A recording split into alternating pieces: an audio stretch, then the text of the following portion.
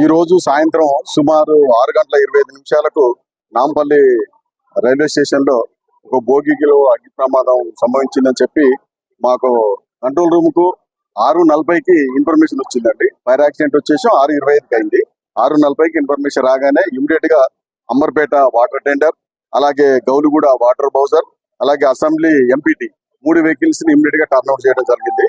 First మన Amberpet vehicle వచ్చేసింది immediate గా వచ్చేసి ఏదైతే బోగిలో మంటలు ఉన్నాయో ఇప్పుడు B1 ఇది బోగి ఇది హైదరాబాద్ నుంచి జైపూర్ వెళ్తుందట సూపర్ ఫాస్ట్ ఎక్స్ప్రెస్ ఇది.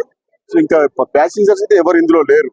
సో కారణం ఏంటనేది అండర్ ఇన్వెస్టిగేషన్ ఉంది. ఇమీడియట్ గా మా టీం వచ్చేసి ఈ అద్దాలు ఇవన్నీ కూడా బ్రేక్ చేసేసి మొత్తం ఫైర్ ని అయితే పుటప్ చేయడం జరిగిందండి.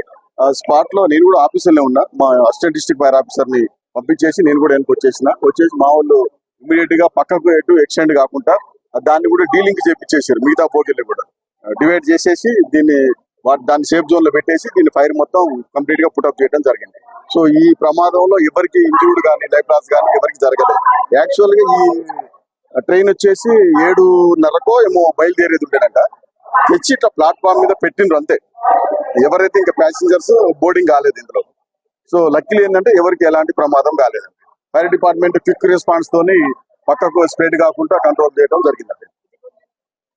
ఏది ఒకటే బోగి కాలిపోయింది, తర్వాత ఇంకోటి కూడా పాక్షికంగా కాలింది. దాన్ని డీలింక్ చేసి సపరేట్ చేసేసి అది ఇక అండర్ ఇన్వెస్టిగేషన్ ఉంది.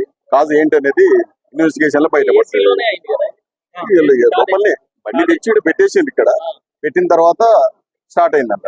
ఇమీడియట్ గా కాల్ రాగానే మా ఫైర్ డిపార్ట్మెంట్ క్విక్ రెస్పాన్స్ అయింది, తొందరగా కంట్రోల్ చేసేసింది.